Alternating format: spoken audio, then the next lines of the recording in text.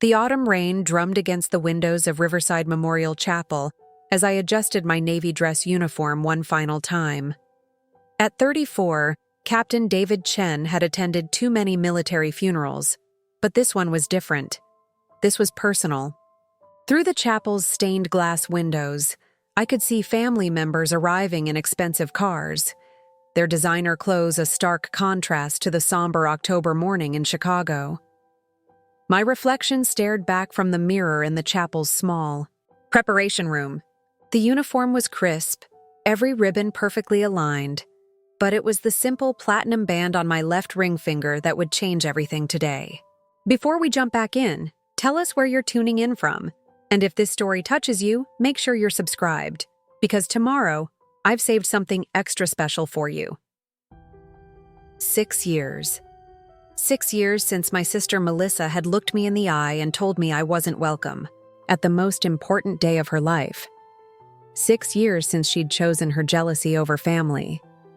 I'd flown in from Naval Base San Diego the moment Mom called about Dad's heart attack. 3 tours in Afghanistan, 2 in Iraq, and countless humanitarian missions around the world, but nothing had prepared me for that phone call. Thomas Chen, the man who'd taught me about honor and integrity, was gone at 68. The same man who'd spent 6 years trying to heal the wound his daughter had created.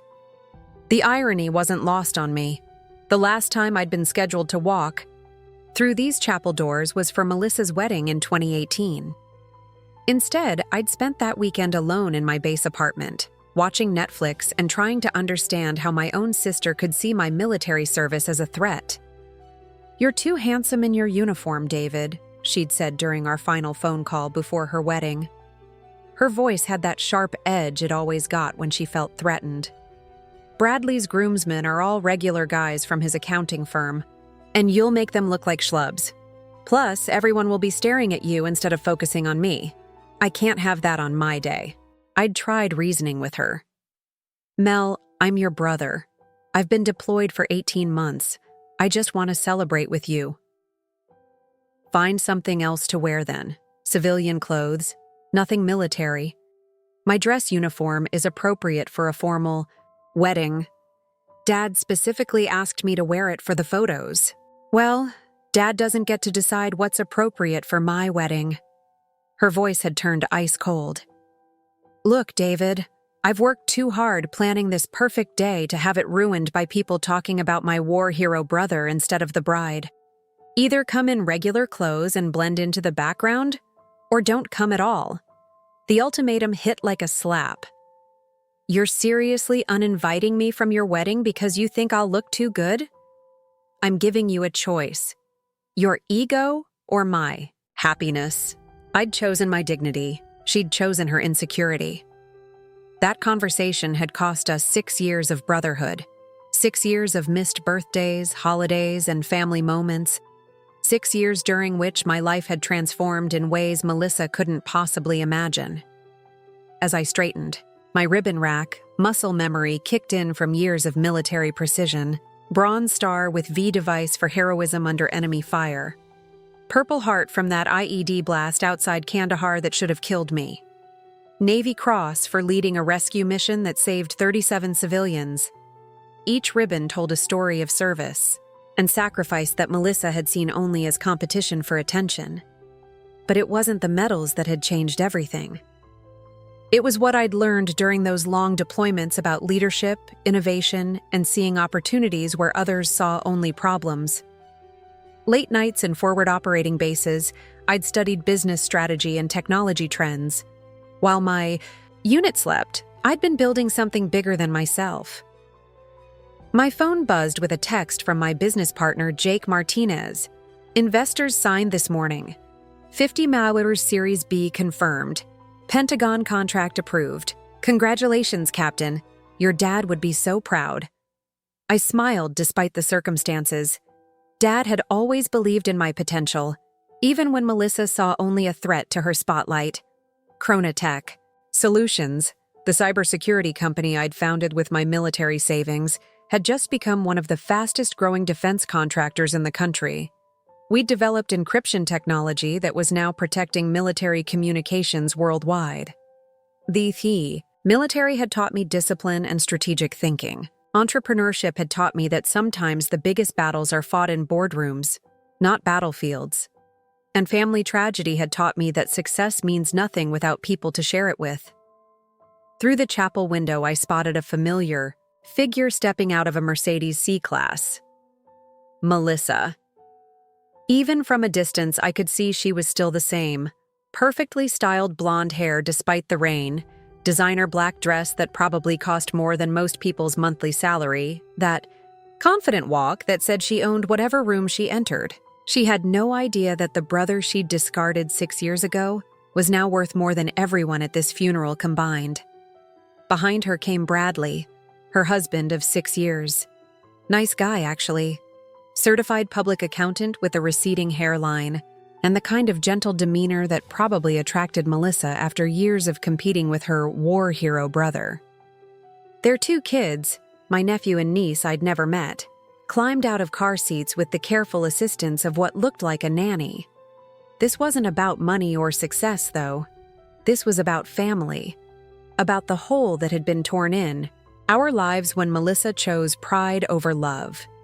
Dad had tried to bridge the gap countless times, sending me photos from family gatherings I wasn't invited to, sharing stories about his successful son that Melissa would interrupt with eye rolls and subject changes. "She'll come around, son," Dad had said during our last phone call 3 weeks ago. She's always struggled with feeling like she's in your shadow. Ever since you joined the Navy and started achieving things she couldn't understand, I'd wanted to tell him about the company valuation, about the government contracts, about the acquisition offers from tech giants. But something held me back. Maybe it was knowing that Dad would immediately want to share the news with Melissa, creating another reason for her to feel diminished. Maybe it was the hope that someday she'd realize love isn't a zero-sum game. The engagement ring box in my jacket pocket felt heavy with possibility. Sarah had said yes 3 months ago. Dr. Sarah Williams, a trauma surgeon I'd met during a medical mission in Syria. But we'd kept the engagement quiet. No social media announcements, no big family calls. After 6 years of isolation from my sister, I'd learned to treasure private moments over public declarations. Today, though, the ring on my finger would tell its own story. Sarah was flying in from Seattle for the funeral, our first time meeting. My family. She didn't know about the 6-year estrangement, didn't know about Melissa's wedding ultimatum. She just knew that her fiancé had a complicated relationship with his sister. As I prepared to face my family for the first time in 6 years, I thought about Dad's favorite saying, "The measure of a man isn't in what he achieves, but in how he treats those who can do nothing for him." Today, Melissa would learn what kind of man her brother had become, and more importantly, what kind of brother she'd thrown away for the sake of a perfect wedding photo. The chapel bells began to toll, calling the family together one last time.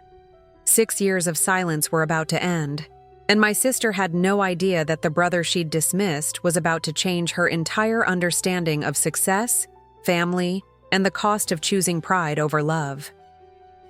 The moment I stepped into the chapel's main hall, I felt it. That familiar shift in energy that happens when someone unexpected enters a room. Conversations quieted. Heads turned. After 6 years of absence, Captain David Chen was back, and the family didn't know how to react. Melissa saw me first. She was standing near the front pew, accepting condolences from distant relatives, when her eyes locked onto mine across the crowded chapel. For a split second, I saw something flicker across her face. Surprise, maybe even relief. But it was quickly replaced by that familiar mask of controlled composure she'd perfected since childhood. "David," she said as I approached, her voice carefully neutral. "You came." Of course I came. He was my father, too. The words hung in the air between us like a challenge. Bradley stepped forward, extending his hand with the awkward politeness of someone trying to diffuse family tension. "Good to see you," David, sorry it's under these circumstances. I shook his hand, noting how his eyes quickly scanned my uniform, taking in the ribbons and insignia.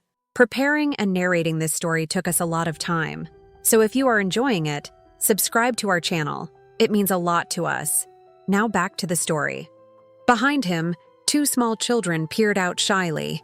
Emma, now 7, and little Thomas, 4. My nephew and niece, strangers because of their mother's pride. "Kids," Melissa said, her voice softening slightly. "This is your Uncle David, Daddy's brother." Emma, with Melissa's blonde hair and Dad's kind eyes, stepped forward with the fearless curiosity of childhood. "Are you a real soldier?" she asked, reaching out to touch one of my ribbons. "I'm a sailor," I corrected gently, kneeling to her. "Level. I serve in the Navy." "Did you fight bad guys?" Thomas piped up, his eyes wide with the kind of hero worship that probably made Melissa's jaw clench. Before I could answer, Melissa's hand firmly guided them away. "Kids, go sit with Grandma." "Chen, the adults need to talk." The protective gesture wasn't lost on me. Even now, even at Dad's funeral, she was still worried about my stealing her thunder, this time with her own children. Cousin Rebecca appeared at my elbow, breaking the tension with a warm hug. "David, oh my God, look at you. You look incredible." She stepped back, taking in the uniform with obvious admiration. "Dad always said the Navy would make a man out of you, but wow." I could feel Melissa's irritation radiating like heat from a furnace. Rebecca had always been the family peacemaker, but she was also completely tactless about playing favorites. "How long are you in town?" Rebecca continued. "We should catch up properly. I want to hear everything about your adventures." "Just until tomorrow," I replied. "I need to get back to San Diego." "Still stationed there?" Bradley asked, making conversation. "Actually, I'm transitioning out of active duty," I said carefully. "I've got some business ventures that need my attention." Melissa's eyebrow raised slightly, the first crack in her composed facade. She'd probably expected me to be exactly where she'd left me 6 years ago. A career military officer with nothing but stories and medals to show for his service. "Business ventures?" she asked, and I caught the subtle condescension in her tone. "What kind of business?"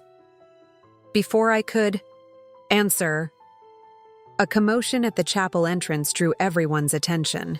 Sarah walked in, and I had to suppress a smile at the way she commanded the room without even trying. Dr. Sarah Williams was stunning in the way that came from confidence and intelligence rather than just genetics. Auburn hair pulled back, in an elegant bun, wearing a simple black dress that somehow managed to look both respectful and sophisticated.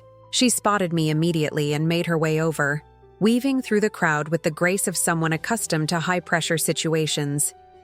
When she reached us, she slipped her hand into mine with natural ease, the diamond engagement ring catching the chapel's soft lighting. The effect was immediate and dramatic. Melissa's eyes went straight to our joined hands, her gaze locking onto the ring like a missile finding its target. I watched her face go through a series of micro-expressions: confusion, surprise, calculation, and something that looked suspiciously like panic. "Everyone," I said, enjoying the moment more than I probably should have. "I'd like you to meet my fiancée, Dr. Sarah Williams." The silence that followed was deafening. Rebecca's mouth actually fell open. Bradley looked confused, clearly trying to process how his brother-in-law had managed to land a doctor. But it was Melissa's reaction that told the real story. She was staring at Sarah like she was seeing a ghost. This wasn't just surprise at discovering I was engaged. This was the look of someone whose entire worldview was being challenged in real time. "Fiancé?" Melissa repeated, her voice barely above a whisper. "You're engaged?" 3 months now, Sarah said warmly, extending her hand to Melissa. "You must be his sister. David's told me so much about you." The lie was delivered with such perfect sincerity that I almost believed it myself. Sarah had an uncanny ability to read situations and respond with exactly the right tone. She could sense the tension, but was choosing to take the high road. Melissa shook Sarah's hand mechanically, her eyes still fixed on the ring. He told you about me? Of course, Sarah continued smoothly. He said you two had some disagreements, but that family is the most important thing to him. That's one of the things I love about David, his loyalty. I watched my sister process this information, seeing the wheels turning behind her eyes. If I was engaged to a doctor, clearly successful, obviously intelligent, undeniably beautiful, then what did that say about the man she'd written off 6 years ago? What kind of doctor are you? Bradley asked, his accountant's mind probably calculating earning potential. Trauma surgery, Sarah replied. I just finished a fellowship at Seattle Children's Hospital. Actually, that's how David and I met, during a medical mission in Syria. Syria?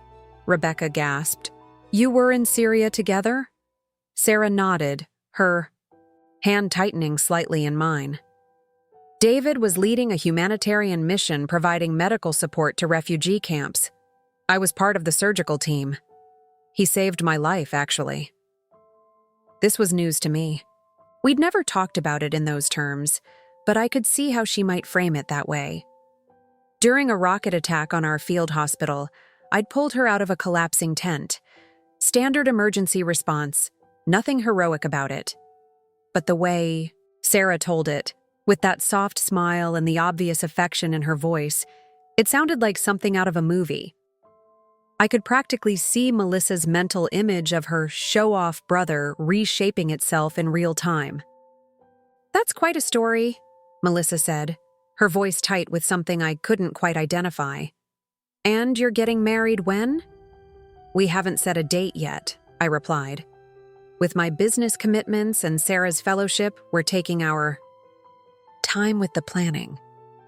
There it was again, that flicker of confusion when I mentioned business. Melissa was starting to realize that her assumptions about my life might have been dramatically wrong. The chapel director approached discreetly, signaling that the service was about to begin. As we moved toward the family section, I caught Melissa, stealing glances at Sarah and me, her mind clearly racing with questions she couldn't ask in public. 6 years of believing she'd made the right choice was about to crumble, and she was just beginning to understand the true cost of uninviting her brother from her wedding. Part 3. The revelations begin. Beats 9 to 12, 8 to 12. The funeral service passed in a blur of eulogies and tears, but I could feel Melissa's eyes on me throughout the entire ceremony. Every time someone mentioned Dad's pride in his children, every time they talked about family bonds and forgiveness, she shifted uncomfortably in her pew. Sarah held my hand throughout, occasionally squeezing gently when the emotion threatened to overwhelm me. After the service, the family gathered at Melissa's house for the traditional post-funeral meal. It was the first time I'd been inside her home, a sprawling suburban McMansion in Naperville that screamed, "Look how successful we are." But as I walked through the perfectly decorated rooms, I couldn't help noticing the small details that told a different story. The furniture was beautiful but clearly financed. I spotted the Ashley furniture tags still on some pieces. The designer purses on the kitchen counter were convincing knockoffs. Everything looked impressive from a distance but revealed its true nature up close.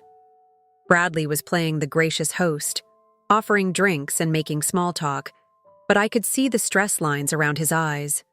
Business hadn't been great for accountants lately, and maintaining this lifestyle was probably stretching them thin. So, David, Aunt Patricia cornered me near the cheese platter. What have you been up to all these years? Melissa never talks. About you. Before I could answer, Cousin Rebecca jumped in with her characteristic lack of filter. He's engaged to a doctor, Patricia. Look at that ring. She grabbed Sarah's hand, displaying the engagement ring like a trophy. This thing must have cost a fortune. I watched Melissa's jaw tighten from across the room. Sarah handled the attention gracefully, deflecting with humor. David has excellent taste, she said with a smile that made my heart skip. But seriously, Rebecca continued, where did you even find something like this? It's gorgeous. Sarah glanced at me, and I nodded almost imperceptibly. Tiffany & Co., she said simply. The flagship store in New York. The conversation around us quieted. A Tiffany engagement ring wasn't something you bought on a military salary, and everyone in the room knew it. I could practically see the calculations happening in Melissa's head. Uncle Jim, Dad's brother, and the family's unofficial interrogator materialized with a beer in hand. Navy must be paying better these days, he said with a chuckle that didn't quite hide his curiosity. When I was in the service, we could barely afford McDonald's, let alone Tiffany. Actually, I said, deciding it was time to start revealing some cards. The ring wasn't purchased with military pay. I've got some business interests that have been doing well. What kind of business? Melissa asked, appearing at my elbow with the suddenness of someone who'd been waiting for this exact moment. Before I could answer, my phone buzzed with a call. The caller ID made me smile. Jake Martinez, my business partner, probably calling with an update on the morning's investor meeting. But what really caught my attention was Melissa's sharp intake of breath when she saw the name on my screen. Jake Martinez? She said, her voice strained. As in Martinez Ventures? The Jake Martinez? I raised an eyebrow. You know Jake? No. Him? Melissa's voice went up an octave. His firm manages the portfolio for Bradley's biggest client. He's worth like hundreds of millions. How do you know Jake Martinez? The room had gone completely silent now. Even the kids had stopped running around to stare at the adults. Sarah was watching with barely concealed amusement, clearly enjoying seeing my family discover what she'd known all along. He's my business partner, I said simply, answering the call. Hey, Jake, can I call you back? I'm at the family gathering. Just wanted to congratulate you again on the Series B. Jake's voice was loud enough for everyone to hear. 50 million is a hell of a validation, brother. Your dad would have been so proud to see Chronotech hit unicorn status. Thanks, Jake. We'll talk later. I hung up and looked around the room at a sea of stunned faces. 50 million? Bradley whispered, his face pale. Did he just say 50 million? Chronotech? Melissa's voice was barely audible. You own Chronotech? The recognition in her voice told me everything I needed to know. She'd heard of my company. In the tech world, especially in cybersecurity, Chronotech had become a household name over the past 2 years. Our military-grade encryption software was protecting everything from Pentagon communications to Fortune 500 financial systems. Co-founded. It 3 years ago, I said, watching her face cycle through disbelief, shock, and something that looked suspiciously like horror. Started it with my military savings and some angel investors Jake introduced me to. But you're in the Navy, she stammered. You can't just... How is this possible? Sarah stepped forward, her medical training clearly kicking in as she recognized someone in shock. David's been working on the technology for years, she explained gently. During his deployments, he saw firsthand how vulnerable our communication systems were. He developed the initial encryption protocols while stationed in Afghanistan. The Pentagon contract alone is worth $12 billion over 5 years, I added, knowing I was probably overloading Melissa's circuits but unable to stop myself. We're also in talks with 3 major tech companies about acquisition offers. Uncle Jim whistled low. 12 billion with a B? The Series B funding Jake mentioned values the company at 1.2 billion, I continued. My stake is significant. Melissa had gone completely white. She was gripping the back of a chair like it was the only thing keeping her upright. You're a billionaire? On paper, I said modestly. Most of it's tied up in company, equity. But yes, the valuation puts my net worth somewhere in that range. The silence that followed was deafening. I could hear the grandfather clock in the hallway ticking, could hear little Thomas playing with toys in the next room, could hear my own heartbeat in my ears. Rebecca was the first to speak. "Holy shit, David!" "Rebecca!" Aunt Patricia gasped. "No. Seriously," Rebecca continued, ignoring her mother's shock. "Do you realize what this means? David's probably the richest person in our entire family. Maybe the richest person we've ever known personally." Melissa's legs seemed to give out, and she sank into the nearest chair. The perfectly composed facade she'd maintained all day was cracking like ice in the spring thaw. I could see her mind racing, connecting dots, realizing implications. 6 years ago, she'd uninvited her brother from her wedding because she was afraid he'd outshine her in his military uniform. Now she was discovering that the brother she'd thrown away had built a billion-dollar empire while she'd been playing house in suburban Illinois. "The wedding," she whispered, so quietly I almost didn't hear her. Oh God, the wedding. Bradley was staring at his wife with growing understanding. "Mel, what about the wedding?" But Melissa couldn't answer. She was too busy calculating the cost of her pride, and for the first time in 6 years, she was beginning to understand that some mistakes can't be undone with apologies. The brother she'd deemed too successful to attend her wedding had become the kind of success story that most people only read about in Forbes magazine. And she'd thrown it all away because she was afraid of being upstaged at a party that lasted one day. As I watched my sister grapple with the magnitude of her miscalculation, I realized that sometimes the most devastating revelations come not from what people do to you, but from what they reveal about themselves. Part 4. The Confrontation. Beats 13:16, 12 Cawthon 16. The weight of the revelation hung in the air like smoke from a fire. Melissa sat frozen in her chair, staring at me with the expression of someone who just watched their entire world collapse. The family gathering had gone from polite post-funeral conversation to stunned silence in the span of a phone call. "Melissa," Bradley said quietly, his voice cutting through the tension. "What did you mean about the wedding?" She didn't answer. Couldn't answer.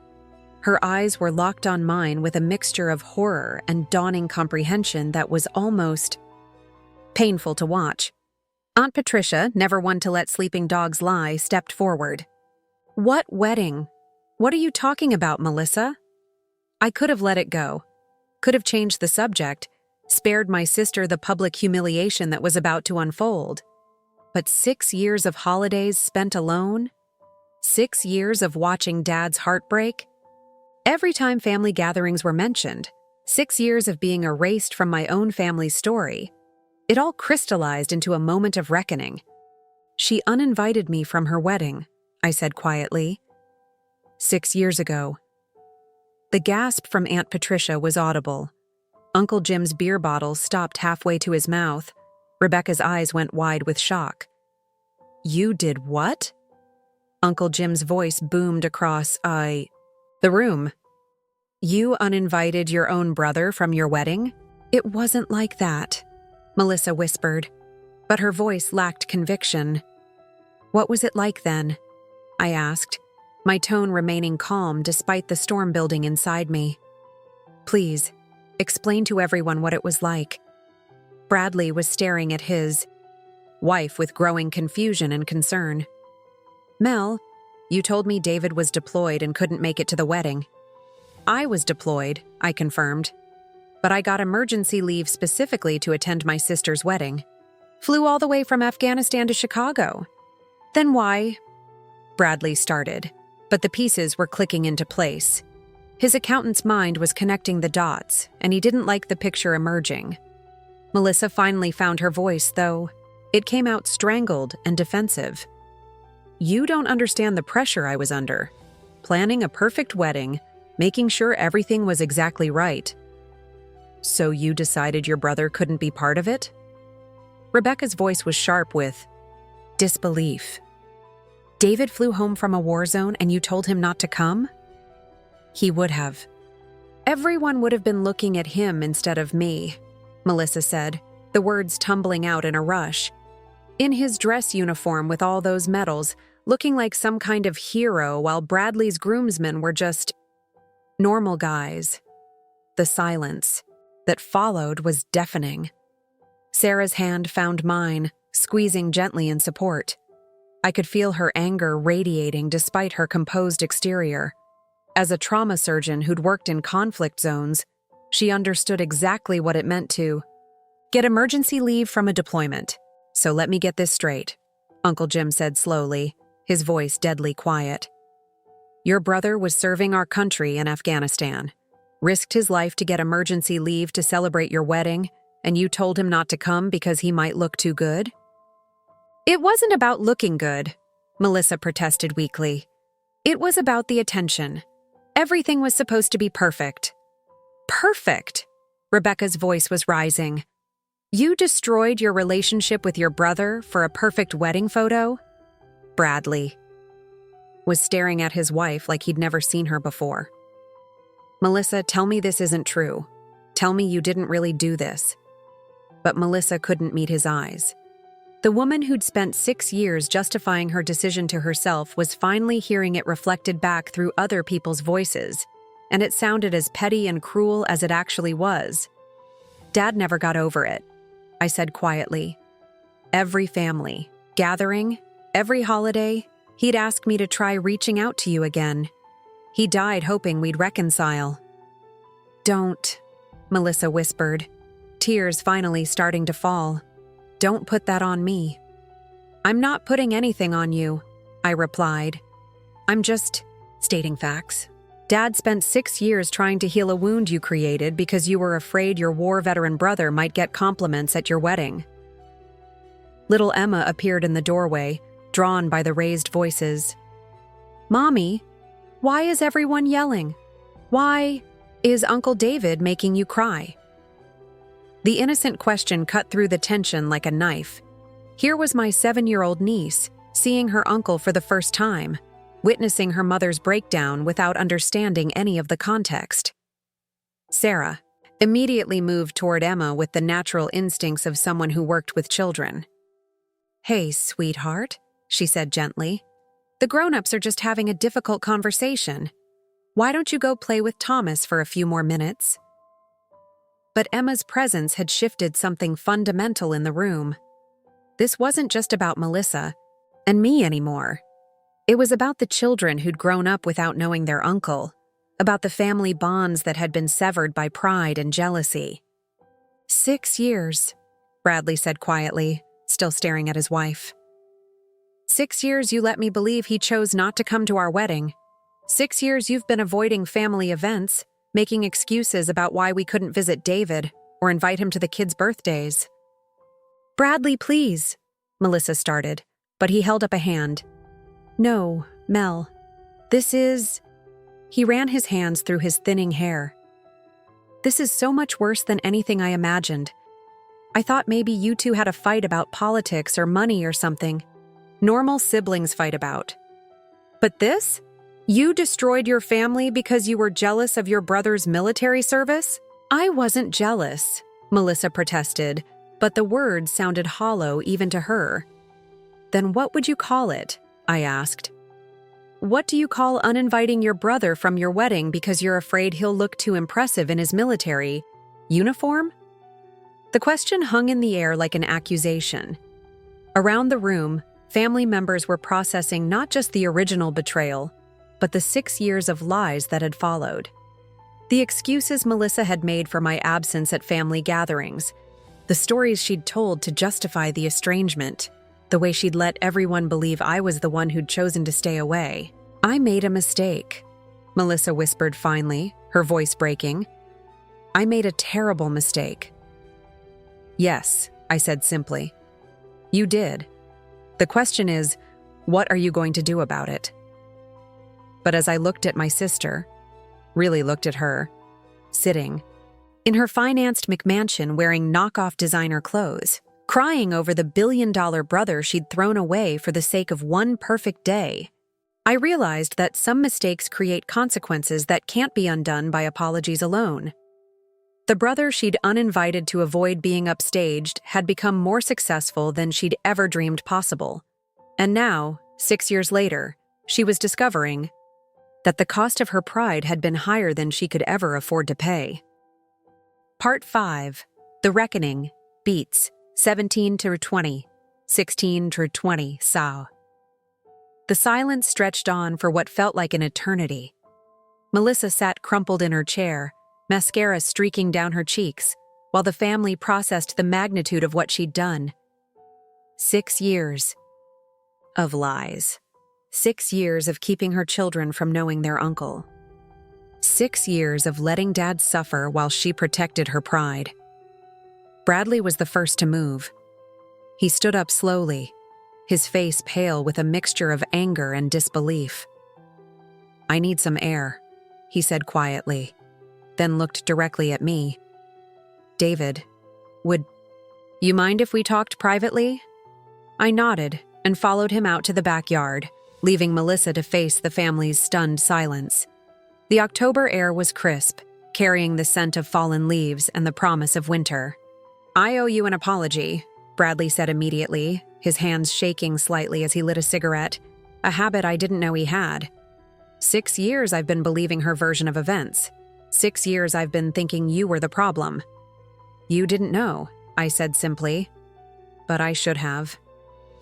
He took a long drag, exhaling smoke into the gray afternoon. There were signs, the way she'd change the subject whenever your name came up, how she'd get defensive when your dad would mention wanting to invite you to things. I wanted to believe my wife was a good person. We stood in silence for a moment, watching the kids play on the swing set through the kitchen window. Emma was pushing Thomas on the tire swing, both of them laughing despite the adult drama unfolding inside. "Those are good kids," I said. "They are, and they deserve to know their uncle." Bradley's voice was firm with newfound resolve. "Melissa's going to hate this, but I'm not letting her pride destroy another generation of family relationships." Through the sliding glass door, we could see the aftermath continuing inside. Aunt Patricia was comforting a sobbing Melissa while Uncle Jim paced angrily, clearly wanting to say more, but holding back out of respect for Dad's memory. Rebecca was showing Sarah family photos on her phone, probably filling in 6 years of missed context. "Can I ask you something?" Bradley said, stubbing out his cigarette. "The business success, the money, when did that start happening?" "The idea came to me during my second deployment," I replied. "But Chronotech didn't really take off until about 3 years ago. The big contracts, the valuation, most of that happened in the last 18 months. Bradley nodded slowly. "So, when Melissa made her decision about the wedding, I was just a career military officer with some side projects and big dreams," I finished. "She had no way of knowing what was coming." "Does that make it better or worse?" he asked. I considered the question carefully. "I think it makes it sadder. She didn't throw away a billionaire brother. She threw away her brother, period. The money is just context that makes the loss more visible." We could hear raised voices from inside now. Uncle Jim had apparently reached his limit of diplomatic restraint. "You know what the real tragedy is?" Bradley continued. "If she'd just included you in the wedding, if she'd been proud to have a war hero brother instead of threatened by it, you probably would have shared all of this success with her. You'd have been the kind of brother who'd help family, wouldn't you?" The question hit deeper than I expected. "Yeah," I admitted. "I would have." Before we could say more, the sliding door burst open and Melissa stumbled outside, her eyes red and swollen from crying. She looked between Bradley and me with desperate panic. "What are you two talking about?" she demanded. "Are you planning to take the kids away from me? Is that what this is?" "Melissa," Bradley said wearily, "not everything is about you." The simple statement seemed to hit her like a physical blow. She staggered slightly, gripping the patio railing. "For support. I know I messed up," she said, her voice breaking. "I know I made the worst mistake of my life. But David, Please, you have to understand. I was 26 and scared and stupid. I thought I was protecting my special day. By destroying our relationship? I asked. I thought you'd get over it. I thought we'd laugh about it someday, that it would just be some silly sibling drama we'd move past. Fresh tears streamed down her face. I never imagined it would last 6 years. I never imagined Dad would die before we fixed it. For the first time since this whole confrontation began, I felt a flicker of something other than anger. Not forgiveness, that would take time, but recognition of genuine remorse. The worst part, she continued, her voice barely a whisper, is that you were right to stay away. Look at me. Look at my life. I'm living in a house I can't afford, carrying credit card debt I can't pay, pretending to be successful while my brother actually became everything I was afraid of being overshadowed by. Bradley's face went pale. Credit card debt? Melissa? What are you talking about? But she wasn't done. The floodgates had opened, and 6 years of buried guilt was pouring out. I see your name in business magazines sometimes, she said to me. Chronotech CEO David Chen, Forbes 30 Under 30 in defense technology. I Google you sometimes, late at night, just to torture myself with what I threw away. Do you know what that feels like? To realize you destroyed the most important relationship in your life for absolutely nothing? The raw honesty was more devastating than any anger could have been. This wasn't the composed, controlling Melissa I'd known growing up. This was someone who'd been living with the consequences of her choices for 6 years and had finally reached her breaking point. I don't want your money, she said quickly, as if reading my thoughts. I don't want anything from you except the chance to say I'm sorry. To tell you that not a day has gone by that I haven't regretted what I did. I looked at my sister, really looked at her, and saw something I hadn't expected to see. Genuine accountability. Not excuses or justifications, but actual ownership of her mistakes. The question is, I said quietly, what do we do now? Because standing in that backyard, watching my niece and nephew play while their mother finally faced the truth about her choices, I realized that some stories don't end with justice or revenge. Sometimes they end with the much harder work of deciding whether broken things can be rebuilt and whether love is stronger than pride.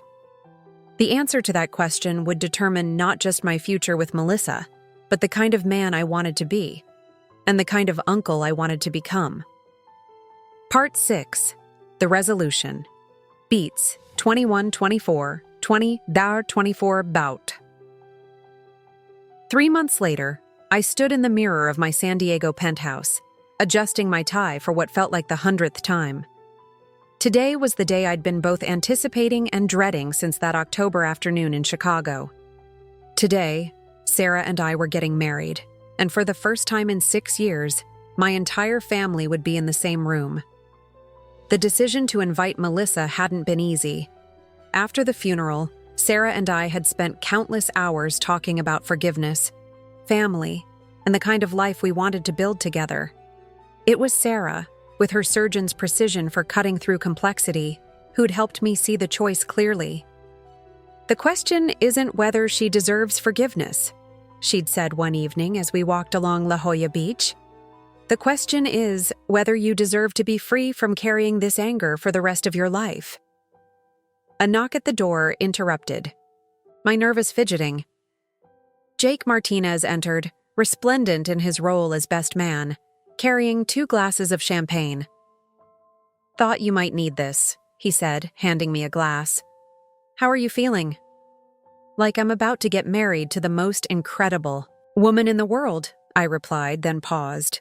And like I'm about to find out whether my family can actually function in the same room without causing a diplomatic incident. Jake laughed. Your sister's been here for 2 days. She's been nothing but gracious to everyone. I think the funeral was her rock bottom. She's genuinely trying to make amends. It was true. Melissa had flown out early, bringing Bradley and the kids for an extended visit. She'd met Sarah properly, spent time getting to know my friends, and most importantly, She'd started building real relationships with her children's uncle. Watching Emma and Thomas discover they had an uncle who could teach them about boats and take them to the beach had been healing in ways I hadn't expected. But the real test would be today, when the spotlight was on Sarah and me, and Melissa would have to suppress every instinct to compete for attention. "The guests are starting to arrive," Jake said, checking his watch.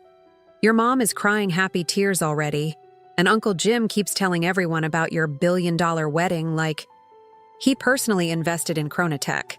I smiled despite my nerves.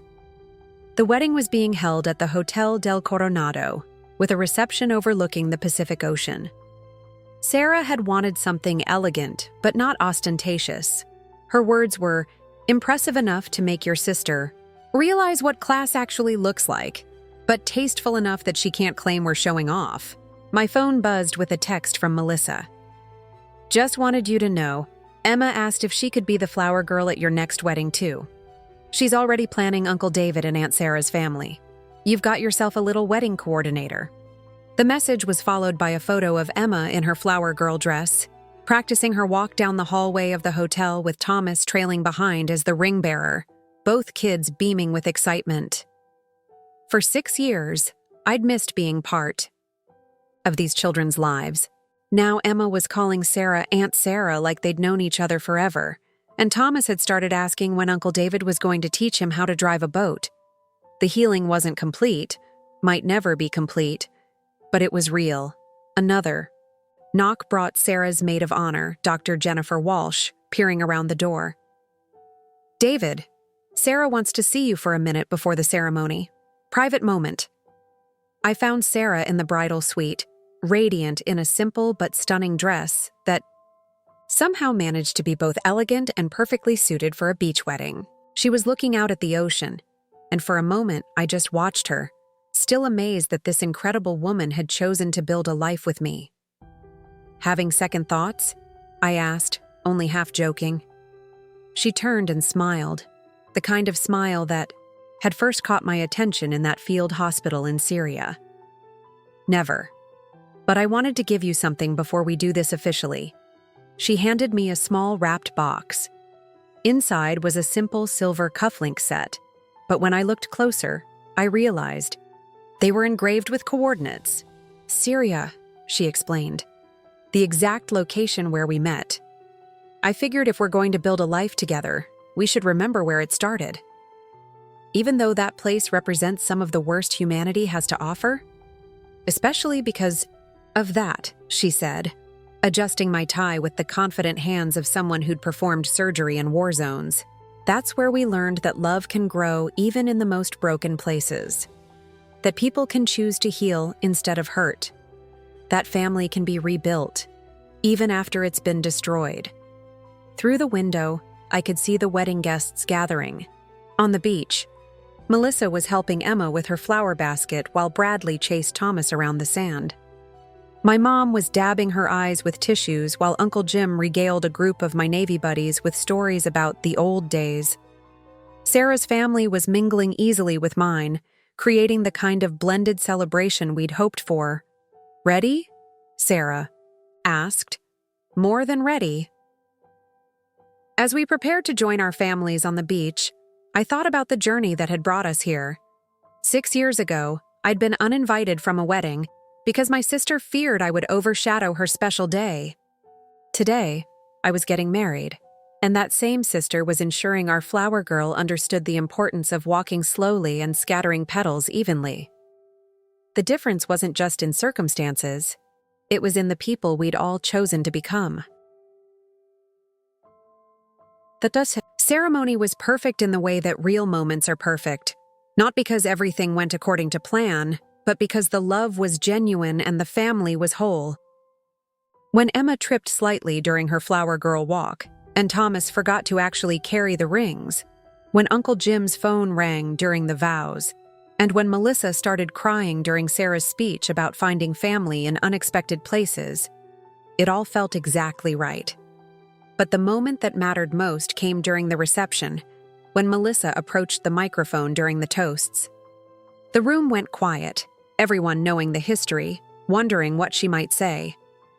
6 years ago, she began, her voice steady but emotional, I made the worst decision of my life. I let pride and fear drive me to hurt the person I should have been proudest to call my brother.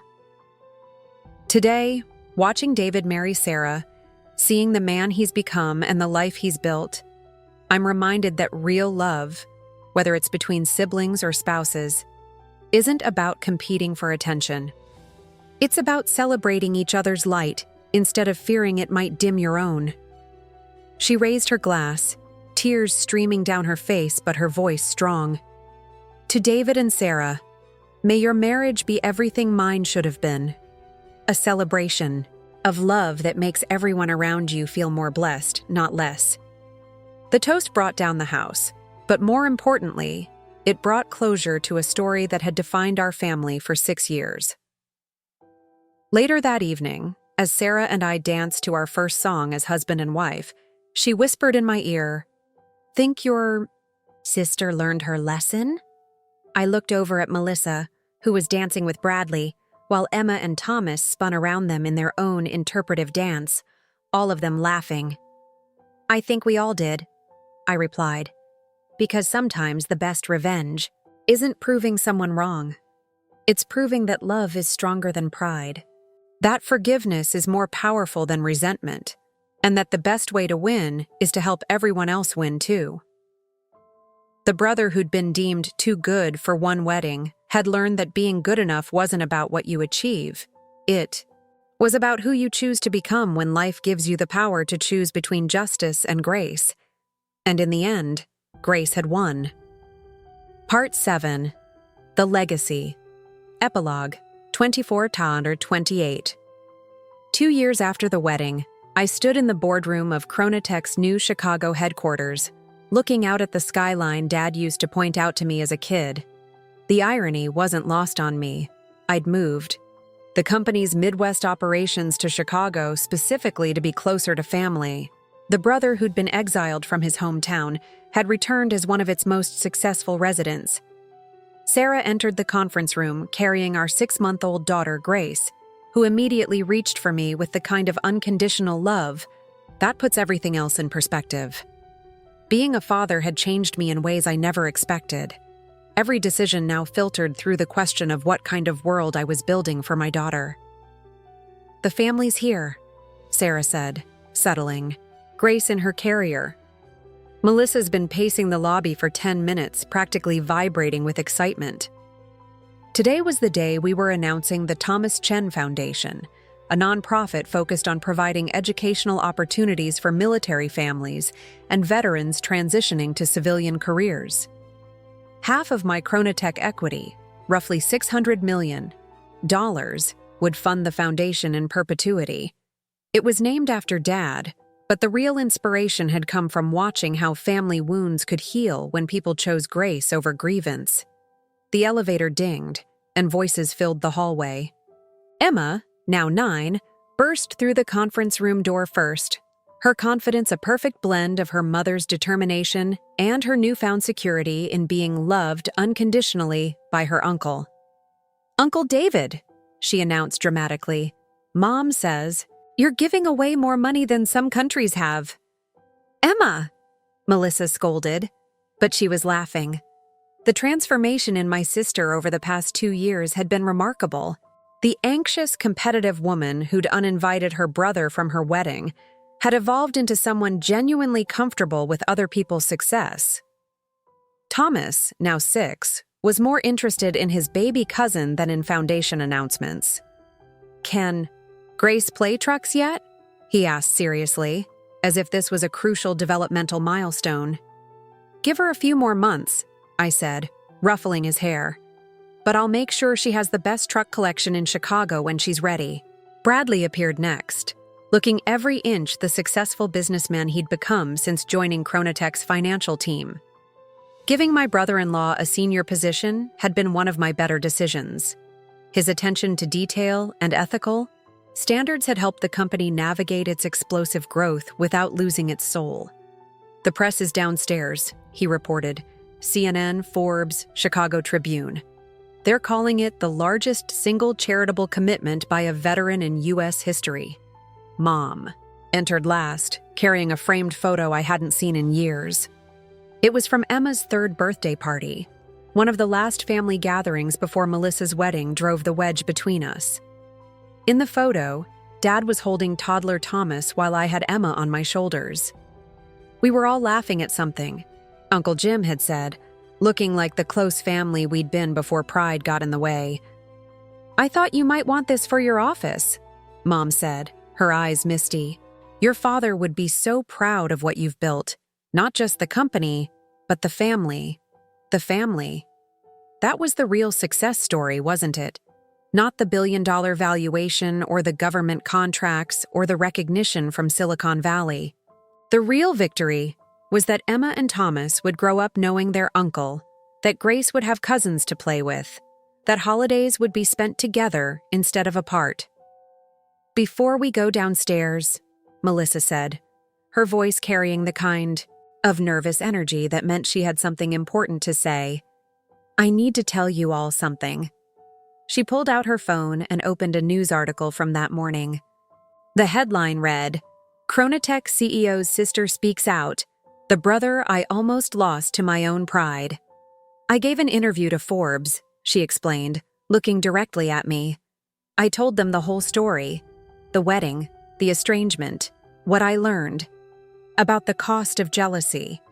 They wanted to focus on your success story, but I insisted they include the part about how I almost destroyed our family because I was afraid of being overshadowed." The room went quiet. Even Emma stopped chattering. "I know it might complicate things for the foundation launch," Melissa continued, "but people need to hear that successful families aren't perfect families. They're families that do the hard work of forgiveness and rebuilding. Your story isn't just about military service or business success. It's about choosing love over ego, and that's a message people need to hear." I looked at my sister, really looked at her, and saw something that had taken 2 years to fully emerge. Genuine pride in someone else's accomplishments. No competition, no comparison, just pure happiness for her brother's success and gratitude for his forgiveness. "What was the headline?" I asked. "From wedding band to billion-dollar foundation, how one family learned that love multiplies when you share it," Bradley read from his phone. "It's already trending on social media. The comments are incredible. Hundreds of families sharing their own reconciliation stories." Sarah squeezed my hand. "Your father's legacy isn't just about the money you're donating. It's about proving that broken things can be made stronger when they're put back together with love instead of just superglue." As we prepared to head downstairs to announce the foundation, I reflected on the journey that had brought us here. 6 years ago, a phone call had ended with my sister choosing her pride over her family. Today, that same sister was using her voice to help other families avoid making the same mistake. The Thomas Chen Foundation would go on to help thousands of veterans and military families build new lives. But its real impact would be measured in something less quantifiable. The families that chose reconciliation over resentment, forgiveness over feuding, and love over the need to be right. Emma tugged on my sleeve. "Uncle David, when I grow up, can I help run the foundation?" "Absolutely," I said, picking her up. "But first, you need to help me teach your cousin Grace about trucks." "Deal," she said seriously, then grinned. "And Uncle David, I'm really glad Mom learned how to say sorry." "Me too, kiddo. Me too." As we walked toward the elevator, 3 generations of Chens heading toward a future built on second chances and shared success, I realized that sometimes the best revenge really is a life well lived, especially when that life includes room for everyone to win. The brother who'd been deemed too good for one family gathering had learned to build a legacy where everyone could be good enough, successful enough, and loved enough to belong, and in the end, that was worth more than any business valuation could ever measure. Part 8. The Viral Impact. The Phenomenon. 28 Child 32 Odd. 6 months after the foundation announcement, I was sitting in my home office in San Diego when my phone started buzzing incessantly. The Forbes article about our family's story had resurfaced on social media, but this time it wasn't just trending. It had exploded into a full-blown viral phenomenon. "David, you need to see this," Sarah called from the living room, her voice carrying that mixture of amazement and concern that meant something big was happening. I found her on the couch with Grace, scrolling through her laptop with an expression of complete bewilderment. On the screen was a TikTok video with over 2.3 million views and counting. A young woman was crying as she told her own story of family estrangement, holding up a printed copy of Melissa's Forbes interview. This woman banned her brother from her wedding because he was too successful, the TikToker was saying through tears. 6 years later, she discovered he'd become a billionaire. But here's the thing that's breaking my heart. He forgave her. He chose love over revenge. And now I'm sitting here realizing I haven't spoken to my sister in 3 years over something so much smaller than this. The comments section was flooded with similar stories. Thousands of people sharing their own family rifts, tagging estranged relatives, posting photos of siblings they hadn't spoken to in years. But what struck me most was the tone. These weren't angry comments or calls for revenge. They were confessions, apologies, and desperate pleas for reconciliation. "There's more," Sarah said, switching to Twitter. The hashtag #ChronaTechBrother was trending worldwide, with over 400,000 posts in the last 24 hours. But it had evolved beyond just our story. People were using it to share their own family healing journeys, posting before and after photos of reunions, and most powerfully, publicly apologizing to family members they'd hurt. My phone rang. Melissa's name appeared on the screen, and I could hear chaos in the background when I answered. "David, I am so sorry," she said immediately. "I had no idea this would blow up like this. My phone hasn't stopped ringing. People magazine wants an interview. Ellen's show called. And somehow, TMZ got our address. Bradley had to take the kids to his mother's house." "Are you okay?" I asked, concerned about how she was handling the sudden spotlight. "I'm overwhelmed. But David, you need to see what's happening. It's not just about us anymore. Families are actually reuniting because of our story. I've gotten over 300 messages from people saying they've reached out to estranged relatives after reading the article." She was right. As I scrolled through the responses, I found story after story of real reconciliation. A father and son who hadn't spoken since the sun came out, reunited after 15 years. Sisters who'd fought over inheritance money were planning to meet for coffee. Military families separated by pride and misunderstanding were having difficult but healing conversations. But the story that stopped me cold was from a woman named Janet Rodriguez in Phoenix.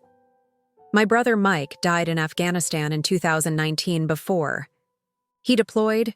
We had a stupid fight about him missing my graduation because of military training. I was so angry that I didn't even say goodbye properly. I've been carrying that guilt for 4 years. Reading about the Chen family made me realize that love isn't about perfect timing or getting everything right. It's about choosing connection over pride. I can't get Mike back, but I called his best friend today and told him all the things I should have told my brother. Your story didn't just heal your family. It's helping me heal mine too. The message hit me like a physical blow. Our private family drama had somehow become a catalyst for thousands of people to examine their own relationships and choose love over ego. Sarah found me wiping tears from my eyes. "The foundation website crashed," she said gently. "Too much traffic. But look at this." She showed me the donation page. In the 6 hours since the story went viral, ordinary people had donated over $800,000 to the Thomas Chen Foundation. Teachers, nurses, retired veterans, college students, people who probably couldn't afford to give much, but who felt compelled to be part of something larger than themselves. "There's something else," Sarah continued, pulling up another news article. Remember that guy who commented on the Forbes piece? The one who said he was going to call his brother after reading our story? I nodded. There had been hundreds of such comments, but one had stood out. A tech executive in Seattle who'd been estranged from his twin brother for 8 years over a business partnership gone wrong. He didn't just call his brother. They reconciled, decided to start a new company together, and they're donating their first year's profits to military family charities. They're calling it the Chronotech Challenge, encouraging other business leaders to turn family reconciliation into charitable action. Before I could process this information fully, my phone rang again. This time it was Jake Martinez. "Brother, you're not going to believe this," he said without preamble. "I just got off a call with the CEO of Hartwell Industries. You know, the defense contractor we've been trying to partner with for 2 years? They want to fast-track our joint venture specifically because of what you and your sister have done. Quote, any man who can turn family tragedy into family triumph while helping thousands of other families heal, that's someone we want to do business with." The business implications were staggering, but what struck me more was the ripple effect. Our story wasn't just healing individual relationships. It was changing how people thought about success, family, and the courage required for genuine reconciliation. That evening, as Sarah and I put Grace to bed, my phone buzzed with a text from an unknown number. "Mr. Chen, you don't know me, but my name is Marcus Williams. I'm a Marine veteran who's been estranged from my family for 5 years. Your story gave me the courage to call my mom today. We talked for 3 hours. I'm flying home to Detroit this weekend for the first time since my dad's funeral. Thank you for showing me that pride is a luxury I can't afford when it costs me my family. Semper Fi." As I read the message aloud to Sarah, she reached over and squeezed my hand. "You know what this means, don't you?" she said softly. I looked at our sleeping daughter, then at the hundreds of messages still flooding my phone from families choosing love over pride, connection over ego, forgiveness over resentment. "It means Dad's legacy isn't just about the money we're giving away," I said. "It's about proving that when you choose to heal publicly, you give other people permission to heal privately." The story that had started with a sister's jealousy and a brother's exclusion had become something neither of us could have imagined. A global conversation about what really matters, what success actually means, and why love always wins when we have the courage to choose it. 6 years after being deemed too good for a wedding, I'd learned that sometimes the greatest success isn't in building a billion-dollar company or accumulating wealth. It's in using your platform to help other people build the families they deserve. And judging by the thousands of reconciliation stories flooding social media, that was a legacy worth more than any business valuation could ever measure. Part 9. The Ultimate Test, The Crisis, 32, Curacao, 36. 1 year after our story went viral, everything we'd built was about to be tested in ways I never could have imagined. It started with a phone call at 3 a.m. from Bradley, his voice shaking with panic. "David, you need to get to Chicago. Now. It's Emma." The words every parent and uncle dreads. Sarah and I were on a private jet within 2 hours, baby Grace sleeping fitfully in my arms as we flew through the night toward what could be our family's darkest hour. Emma had collapsed during soccer practice. The initial diagnosis was devastating: acute lymphoblastic leukemia. At 10 years old, my brilliant, fearless niece was facing the fight of her life, and the doctors at Northwestern Memorial were cautiously optimistic but realistic about the challenges ahead. When we arrived at the hospital, I found Melissa in a state I'd never seen before. Not the composed control freak of our childhood, not the guilt-ridden woman at Dad's funeral, but a mother stripped down to raw, primal fear. For her child's life. "She keeps asking for you," Melissa said, her voice hoarse from crying. "She said Uncle David knows about fighting bad guys, and cancer is just another bad guy that needs to be defeated." The pediatric oncology ward at Northwestern was both heartbreaking. and inspiring.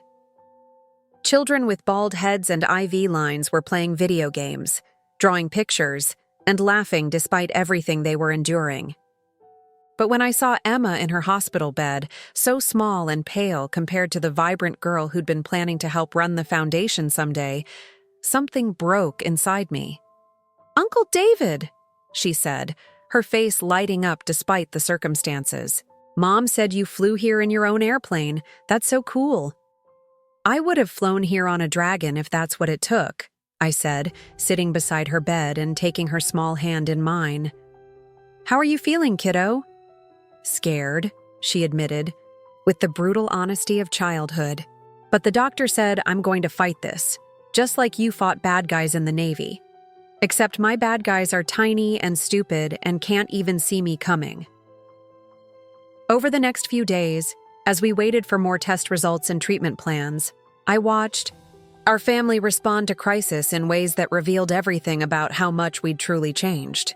Melissa, who'd once been threatened by any attention not focused on her, now coordinated an army of friends and family to support Emma without a single thought for herself.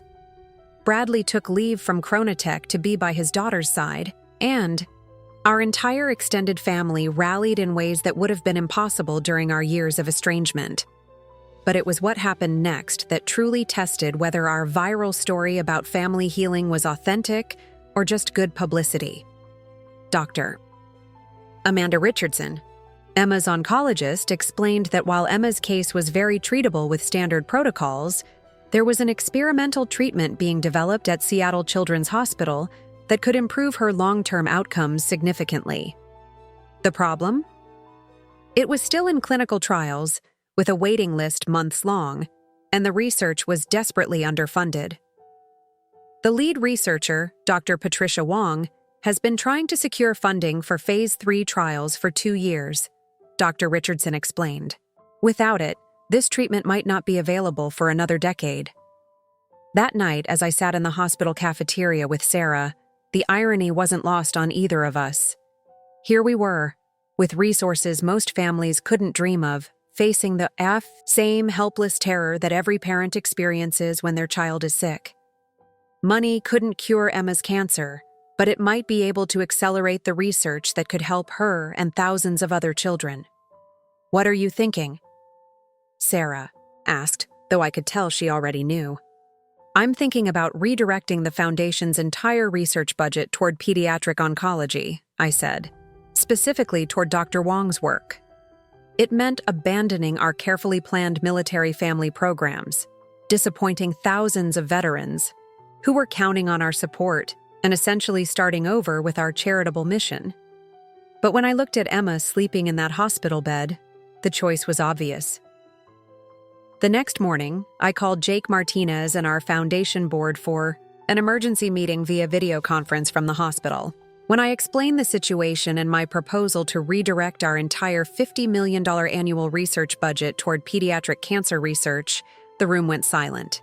David, board member Admiral Janet Walsh, said carefully, "You know I support you.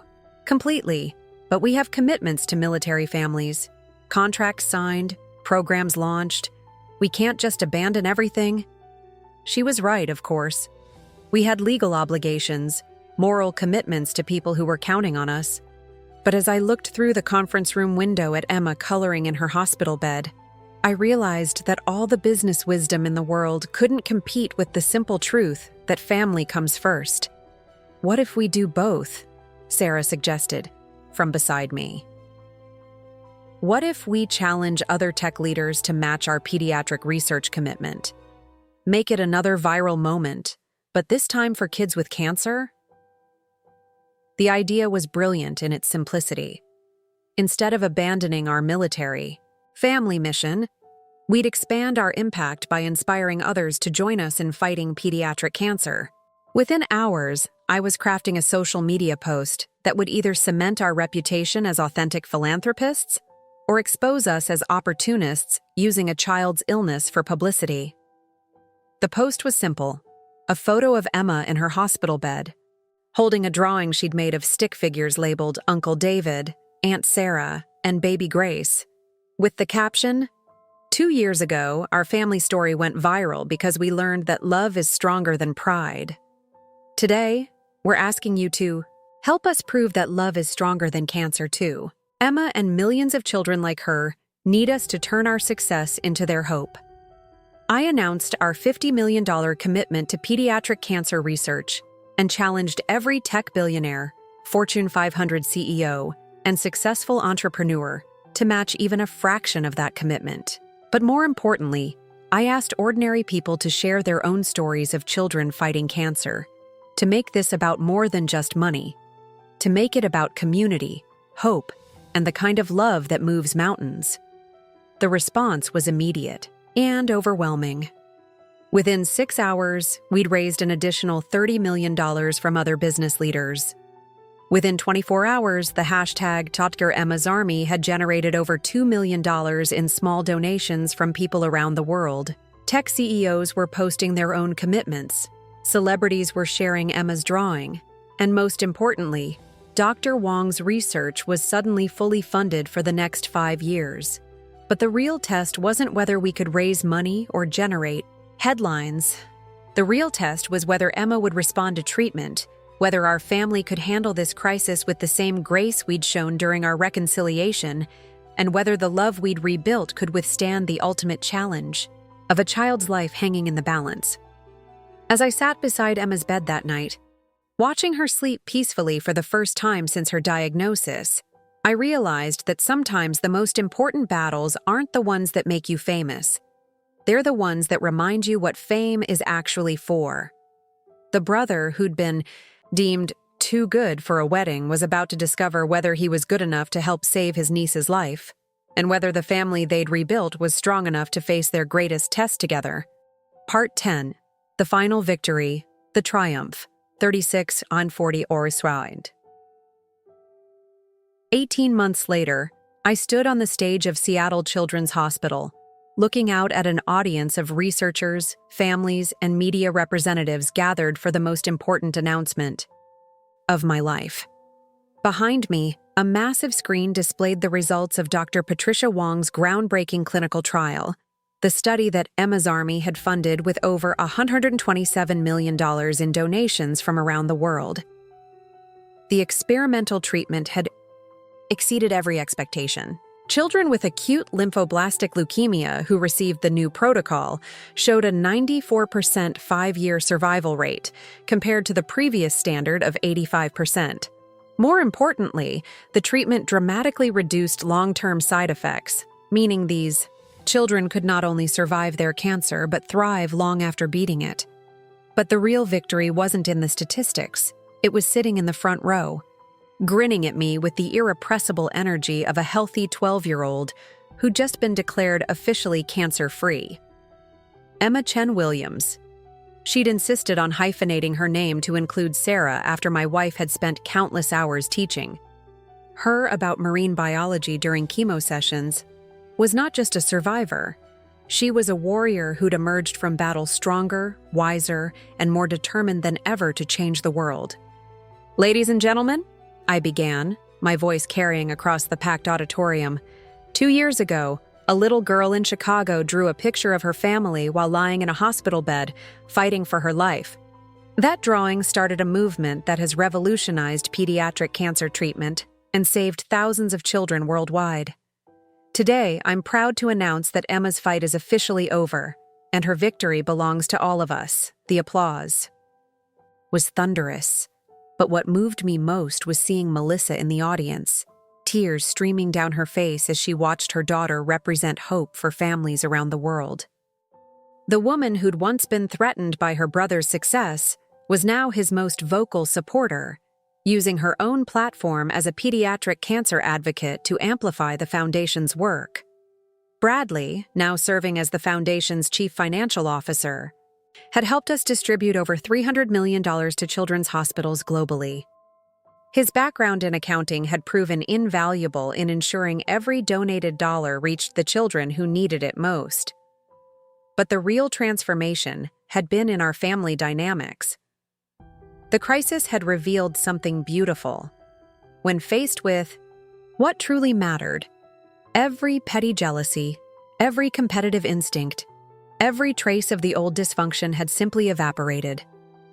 Love, it turned out, was indeed stronger than cancer, and stronger than every wound we'd ever inflicted on each other. "Emma," I called out, "would you like to tell everyone what you're planning to do next?" My niece bounded onto the stage with the confidence of someone who'd faced death and decided to live boldly. At 12, she was already showing signs of the leadership qualities that would serve her well in whatever path she chose. "Hi, everyone," she said into the microphone, her voice clear and strong. "My name is Emma, and I beat cancer's butt." The audience erupted in laughter and applause.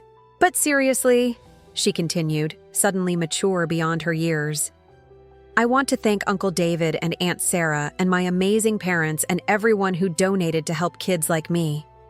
You didn't just save my life, you saved my future, and I promise I'm going to use that future to save other kids too." She paused, looking directly at the camera broadcasting the event live. "I'm announcing today that when I turn 18, I'm going to medical school to become a pediatric oncologist. And when I'm 30, Uncle David's age when he started Chronotech, I'm going to start my own foundation to make sure no kid ever has to be scared of cancer again." The declaration sent chills down my spine. Here was a 12-year-old who'd endured chemotherapy, radiation, and months of uncertainty, and her response was to dedicate her life to ensuring other children never had to experience what she'd been through. After the formal presentation, our family gathered for a private celebration at the hospital's family center. Grace, now almost 3, was chasing Thomas around the playground, while Emma regaled a group of current patients with stories about her treatment experience, somehow managing to make cancer sound like an adventure rather than a nightmare. "You know what's funny?" Melissa said, sitting beside me on a bench as we watched our children play. "6 years ago, I was so afraid of you overshadowing me at my wedding that I destroyed our family. Now you've overshadowed every expectation I ever had for what a brother could be, and all I feel is grateful." "You know what's even funnier?" I replied. "The wedding you were so worried about protecting? Nobody even remembers it. But Emma's fight, this foundation, the families we've helped heal, that's going to be remembered long after we're all gone." Sarah joined us, carrying a folder thick with papers. "The final numbers are in," she announced. "The Emma Chen protocol, that's what they're calling Dr. Wong's treatment, has been adopted by children's hospitals in 43 countries. The foundation has funded research that's directly led to breakthrough treatments for 7 different types of pediatric cancer." She paused, her voice thick with emotion. "And the reconciliation program we started, the one that helps families heal while their children are in treatment, has reunited over 2,000 estranged family members. Turns out our story wasn't just about us. It was about proving that love really can conquer anything if you're brave enough to choose it." That evening, as we prepared to fly back to San Diego, Emma pulled me aside for a private conversation. She handed me a new drawing, more sophisticated than the stick figures from her hospital bed, but unmistakably her work. It showed our entire extended family, including cousins and in-laws, and even Dr. Wong, all standing together under a banner that read, "Love Wins." "Uncle David," she said seriously, "I need you to promise me something. Anything, kiddo. Promise me that when I start my foundation, you'll be my first board member. And promise me that our family will never let pride come between us again, no matter what." I knelt down to her level, looking into eyes that had seen too much for someone so young, but somehow remained filled with hope and determination. "I promise," I said. "And Emma? I'm more proud to be your uncle than I am of anything else I've ever accomplished." As our plane lifted off from Seattle, I reflected on the incredible journey that had brought us here. It had started with a sister's jealousy and a brother's exile. It had led through military service, business success, viral fame, family reconciliation, and the ultimate test of a child's life-threatening illness. But in the end, the story wasn't about any of those things. It was about the discovery that when you choose love over pride, forgiveness over resentment, and service over self-interest, you don't just heal your own family, you create ripples of healing that extend far beyond anything you ever imagined possible. The brother who'd been deemed too good for one wedding had learned that being good enough meant using every gift, every platform, and every second chance to make the world a little better for the people you love. And sometimes, if you're very lucky, those people include a 12-year-old cancer survivor who's already planning to change the world. Part 11, The Unexpected Challenge. The test continues. 40:44. 3 years after Emma's recovery announcement, I thought our family had weathered every storm possible. I was wrong. The phone call that would test everything we'd built came on a Tuesday morning while I was reviewing quarterly reports for both Chronotech and the Foundation. David, we have a problem. Jake Martinez's voice was tight with concern. A big one. Within an hour, I was sitting in Chronotech's legal department, staring at a lawsuit that threatened to destroy everything we'd accomplished. The plaintiff was Dr. Marcus Steinberg, former head of pediatric research at Johns Hopkins, and his allegations were devastating. He claimed that Dr. Patricia Wong's breakthrough treatment, the Emma Chen protocol, was based on research he'd conducted 15 years earlier. Research that had allegedly been stolen and repurposed without credit or compensation. He was suing for $500 million in damages and demanding that all funding be redirected through his own research institute. This is insane, I said, scanning the 40-page legal document. Dr. Wong developed this treatment from scratch. We have documentation of every step. Steinberg's lawyers are good, our chief counsel replied grimly. They're arguing that Wong built on foundational work Steinberg published in 2009, and that our funding essentially commercialized his intellectual property without permission. The worst part? The media was already running with the story. Headlines like Chronotech founder accused of research theft and cancer breakthrough built on stolen science were trending on every platform. The Foundation's donation page had crashed, not from overwhelming support this time, but from donors pulling their contributions. That evening, as Sarah and I tried to explain the situation to a confused and scared Emma, I watched my niece's face cycle through disbelief, anger, and something that looked suspiciously like guilt. "Is this my fault?" she asked quietly. "Did I cause this by getting sick?" The question hit me like a physical blow. Here was a 15-year-old who'd beaten cancer, inspired a global movement, and dedicated her life to helping other children, now wondering if her suffering had somehow led to wrongdoing. "Emma, listen to me," I said, kneeling beside her chair. "None of this is your fault. What Dr. Wong created saved your life and thousands of others. That's real. That's good. Whatever legal nonsense is happening now doesn't change that." But even as I said the words, I could see doubt creeping into her eyes.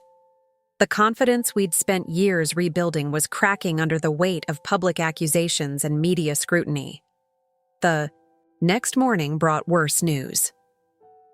3 major pharmaceutical companies had suspended their partnerships with our foundation pending the outcome of the lawsuit. The Pentagon was reviewing Chronotech's government contracts. Most devastating of all, several children's hospitals were questioning whether to continue using the Emma Chen protocol while the legal issues were resolved. They're going to stop treating kids because of a lawsuit? Melissa's voice was raw with fury during our emergency family video call. "These are children's lives we're talking about." Bradley, ever the accountant, was already running worst-case scenarios. "If we lose this case, it could bankrupt both the Foundation and Chronotech. We might have to shut down all programs indefinitely." The implications were staggering. Not just the financial devastation, but the human cost. Children who needed treatment might not get it.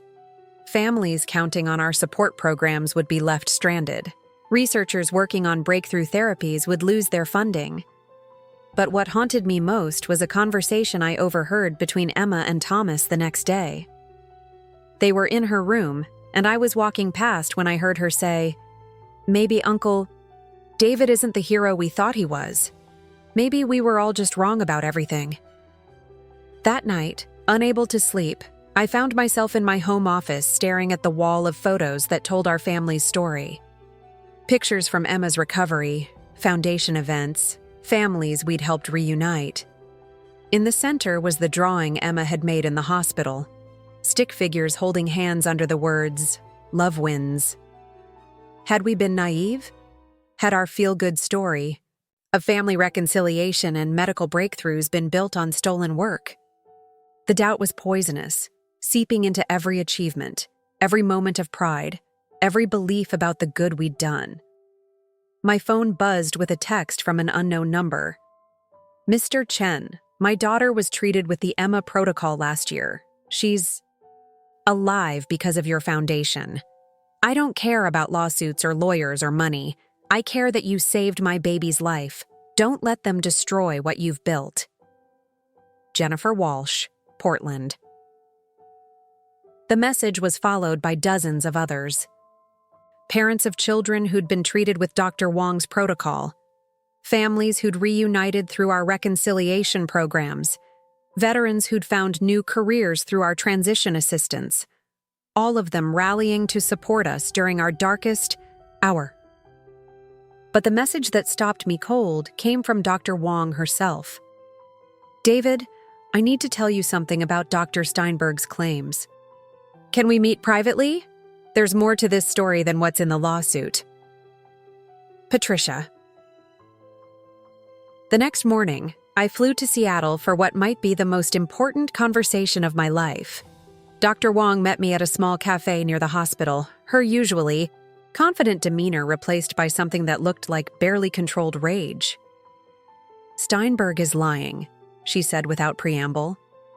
"But he's lying about something that's going to be very difficult to prove." She pulled out a thick folder of documents. 15 years ago, I was a junior researcher working under Steinberg at Johns Hopkins. I developed the preliminary theories that eventually became the Emma protocol. When I tried to publish them, Steinberg buried my work and published his own paper that barely mentioned my contributions. My heart sank. So he did contribute to the research. "No," Dr. Wong said firmly. "He stole my research 15 years ago. The Emma protocol isn't based on his work. His work was based on mine. He's been watching our success for 3 years, waiting for the right moment to claim credit for something he killed the first time around."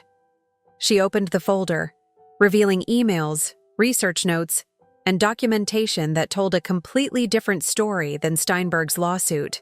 I kept everything.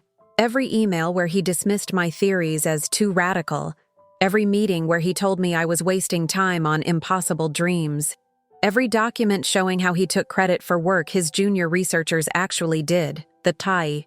Evidence was overwhelming, but Dr. Wong's expression remained grim. "The problem is, legal battles like this can take years, and in the meantime, children are dying while lawyers argue about intellectual property. We can't let that happen." As I flew back to San Diego with copies of Dr. Wong's evidence, I realized we were facing a test that went beyond legal vindication or financial survival. We were being challenged to prove whether our commitment to helping children was stronger than our fear of public humiliation, whether our family unity could withstand sustained attack, and whether we could find a way to protect the vulnerable while fighting for the truth. The brother who'd been deemed too good for a wedding, who'd overcome family estrangement and business success, and even his niece's cancer, now faced his greatest challenge yet, proving that some things are worth fighting for, no matter what the cost. And sometimes, the biggest fights happen not on battlefields or in boardrooms, but in courtrooms where the truth itself is on trial. Part 12. The Counterattack. The Fight Back. 44/48. The war room we'd assembled in Chronotech's conference center looked like something out of a military operation. Lawyers, investigators, public relations experts, and medical researchers surrounded a table covered with documents, laptops, and multiple screens displaying real-time media coverage. We had 48 hours to mount a defense that could save not just our reputation, but the lives of children whose treatment hung in the balance. We're not just fighting a lawsuit, I announced to the assembled team. We're fighting for every child who needs the Emma protocol, every family counting on our foundation, and every researcher who's ever had their work stolen by someone with more power. Our lead attorney, Maria Santos, had spent the previous 24 hours reviewing Dr. Wong's evidence. Her expression was grim but determined. Patricia's documentation is compelling, but Steinberg's legal team is already arguing that her evidence was manufactured after the fact. They're painting this as a desperate attempt to avoid responsibility. The public relations nightmare was spreading faster than we could contain it. Emma's army, which had once represented hope and healing, was now being hijacked by critics questioning everything we'd accomplished. Worse, 3 children's hospitals had officially suspended use of the Emma protocol pending legal resolution. How many kids are we talking about? I asked Dr. Jennifer Walsh, who'd flown in from Portland to help coordinate medical response. 17 children at those 3 hospitals alone, she replied, her voice tight with controlled anger. Kids, who should be starting treatment this week but are now waiting for lawyers to decide whether they deserve to live. Emma, who'd insisted on being part of the emergency response despite our protests, looked up from her laptop. At 15, she'd become an expert at monitoring social media sentiment around pediatric cancer research. It's getting worse, she reported. People are saying I was never really sick, that our whole story was fake, that Uncle David hired actors to play cancer families. The accusations were becoming increasingly desperate and vicious, but they were effective. Donation cancellations had exceeded $50 million in 3 days. Former supporters were demanding refunds. Medical conferences were uninviting Dr. Wong from speaking engagements, but it was the message Emma showed me next that made my blood run cold. Someone had posted her full medical records online, illegally obtained documents showing her diagnosis, treatment details, and even photos from her chemotherapy sessions. The violation was both criminal and deeply personal, but the damage was already spreading across social media. They're not just attacking the foundation, Sarah said quietly, her surgeon's calm barely containing her fury.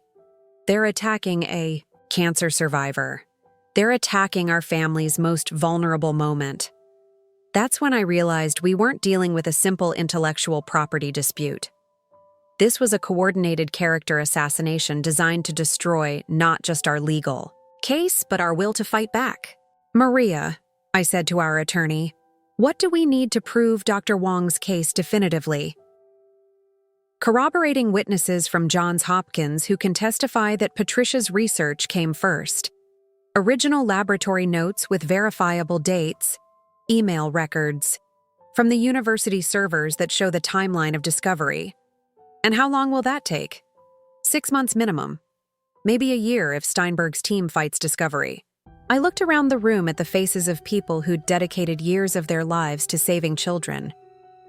Dr. Wong had sacrificed her career advancement to develop breakthrough treatments. Emma had endured chemotherapy to become a voice for other young patients. Melissa had transformed from jealous sister to passionate advocate. All of it was being destroyed by someone who'd stolen credit for work he'd tried to bury. We're not waiting a year, I announced. Emma, how many followers do you have across all platforms? About 2.3 million, she replied, confused by the question. Dr. Wong, how many of your former colleagues from Johns Hopkins would be willing to go on record about Steinberg's pattern of taking credit for junior researchers' work? At least 12 that I know of personally, she said, her eyes beginning to show understanding of where I was heading. Sarah, how many medical professionals do we have in our network who can verify the Emma protocol's effectiveness independent of any legal disputes? Hundreds, maybe thousands worldwide. I turned to our PR team. We're not fighting this in court. We're fighting this in the arena where truth actually matters. Public opinion backed by overwhelming evidence. Within 6 hours, we'd launched the most comprehensive counteroffensive in corporate history. Emma went live on every platform, simultaneously, calmly, and clearly explaining her medical journey while displaying her actual medical records. The real ones, not the doctored versions that had been leaked. Her courage in the face of attack was devastating to critics who'd claimed she was an actress. Dr. Wong released a video statement surrounded by 12 former Johns Hopkins colleagues, each testifying to Steinberg's pattern of stealing junior researchers' work over a 20-year career. The testimonials revealed a systematic abuse of power that went far beyond our case. Most powerfully, we organized a global livestream featuring families whose children had been saved by the Emma Protocol. 147 families from 6 continents shared their stories, holding photos of their healthy children while explaining exactly how our foundation had changed their lives. But the moment that turned the tide came when Dr. James Harrison, former dean of Johns Hopkins Medical School, stepped forward with evidence even we hadn't known existed. "I've remained silent about Dr. Steinberg's misconduct for too long," he announced in a press conference that dominated every news cycle.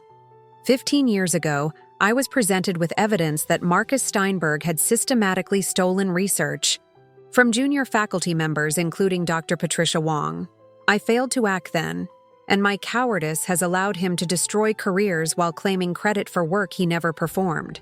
Dr. Harrison revealed that Johns Hopkins had quietly forced Steinberg's retirement 3 years earlier due to research misconduct, but had kept the reasons confidential to avoid damaging the university's reputation. The institution had been paying him a substantial settlement to remain silent about his forced departure. The revelation was a nuclear bomb in the medical research community. Within hours, 6 major medical journals announced they were reviewing every paper Steinberg had published. Over the past 2 decades, former students and colleagues began coming forward with their own stories of stolen research and suppressed discoveries. But most importantly, the 3 hospitals that had suspended the Emma Protocol immediately reinstated it. Children who'd been waiting for treatment were back in chemotherapy chairs within 24 hours. "The damage to Steinberg's credibility is total," Maria reported during our evening briefing. "His lawyers are already reaching out about settlement discussions. But David, this isn't over. He's threatened to release more personal information about Emma and your family. He's desperate, and desperate people do dangerous things." As if on cue, my phone buzzed with a text from an unknown number. "Enjoy your victory, Chen, but if you think this ends here, you're wrong. Some secrets are worth more than cancer research. Check your email." The attached file made my blood freeze. It was a dossier on Sarah's work in Syria, including classified military medical operations and photos that could endanger physicians still working in active conflict zones. Steinberg wasn't just attacking our business or reputation anymore. He was threatening the safety of humanitarian workers around the world. "He's escalating," I said, showing the message to our security team. "This isn't about research theft anymore. This is about someone who's willing to put lives at risk to protect his own reputation."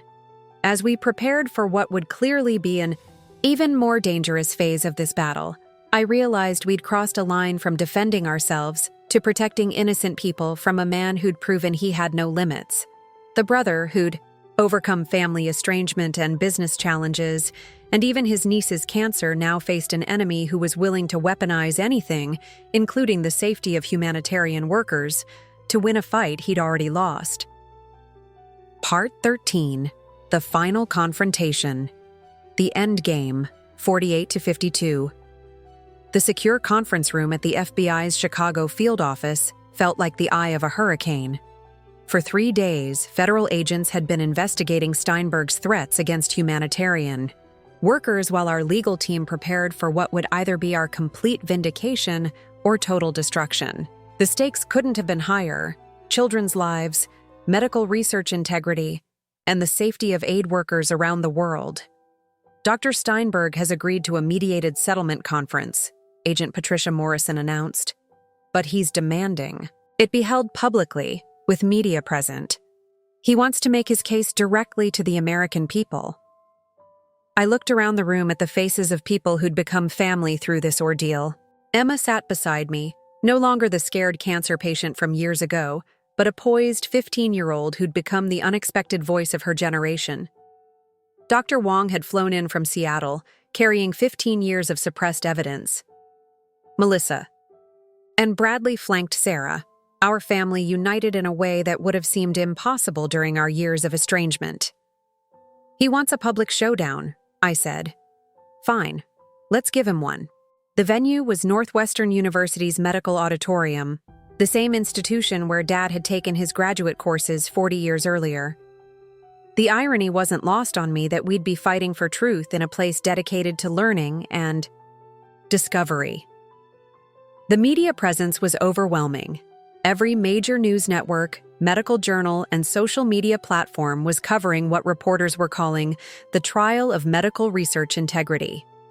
But what they didn't know was that we'd spent the previous 72 hours gathering evidence that would expose not just Steinberg's theft, but a network of academic corruption spanning multiple institutions. Dr. Marcus Steinberg entered the auditorium like a man confident of victory. At 68, he carried himself with the arrogance of someone who'd spent decades getting away with theft and manipulation. His legal team flanked him, briefcases full of what they claimed was evidence of their client's victimization. The moderator, Dr. Elizabeth Chen, no relation despite the name, was former editor-in-chief of the New England Journal of Medicine and had agreed to oversee what was essentially a public trial of competing claims. Dr. Steinberg, she began, please present your case to the panel and audience. Steinberg's presentation was polished, professional, and utterly convincing if you didn't know the truth. He displayed research papers, laboratory notes, and timeline, documents that seemed to prove his foundational work had been stolen and commercialized without permission. His voice carried the wounded dignity of a man whose life's work had been appropriated by younger, more media-savvy researchers. I dedicated my life to pediatric oncology research, he concluded, his voice breaking with apparent emotion. To see my discoveries twisted into a publicity campaign for personal enrichment is the greatest betrayal I've ever experienced. The audience was clearly moved. Several medical professionals nodded in sympathy. Social media responses were running 60% in Steinberg's favor. For a moment, I wondered if we'd made a terrible mistake agreeing to this public confrontation. Then, it was our turn. Dr. Wong took the podium first, her composure absolute despite 15 years of suppressed anger. Ladies and gentlemen, I'm going to show you something that Dr. Steinberg hoped you'd never see. The first document she displayed was a laboratory notebook from 2008, authenticated by Johns Hopkins' own digital archive system. It showed her preliminary theories about targeted cancer cell destruction. Theories that Steinberg had dismissed as fantasy research in written comments visible on the margins. This is my handwriting, my signature, my research ID number, she said, her voice steady and professional. This work was completed 6 months before Dr. Steinberg published his paper claiming credit for these exact theories. The audience shifted, uncomfortably. Murmurs spread through the auditorium as medical professionals recognized the implications. But Dr. Wong wasn't finished. However, this isn't just about stolen research. This is about a pattern of systematic theft that has damaged countless careers and delayed medical breakthroughs that could have saved lives. She activated a video screen showing Dr. James Harrison, joining remotely from Johns Hopkins. His presence sent shockwaves through the audience. The former dean's reputation was unimpeachable. In my 40 years in academic medicine, Dr. Harrison began, I've never seen systematic research theft on the scale that Dr. Steinberg perpetrated. We have documented evidence of at least 14 separate instances where he appropriated junior faculty work, suppressed original researchers, and claimed credit for discoveries he had actively opposed. The revelation was devastating, but what came next was nuclear. Emma approached the podium, carrying a tablet and displaying a confidence that took my breath away. At 15, she commanded the room with an authority that came from having faced death and emerged stronger. Dr. Steinberg, she said, looking directly at him, 3 days ago you sent threatening messages about my family. You illegally obtained and distributed my private medical records. You threatened humanitarian workers in active war zones. Do you deny this? Steinberg's lawyer jumped up. This is inappropriate. These are unsubstantiated allegations. But Emma continued calmly. Actually, they're not unsubstantiated. Agent Morrison, would you please join us? FBI Agent Morrison took the podium with the measured authority of federal law enforcement. Dr. Steinberg, you're under arrest for violations of the Computer Fraud and Abuse Act, illegal distribution of protected medical information, and making threats against federal employees. The auditorium erupted. Camera crews scrambled for position as federal agents moved toward Steinberg, who sat frozen in apparent shock. His carefully constructed facade of wounded dignity crumbled as handcuffs were applied. But Emma wasn't done. As Steinberg was led away, she returned to the podium. "Ladies and gentlemen," she said, her voice carrying clearly over the chaos.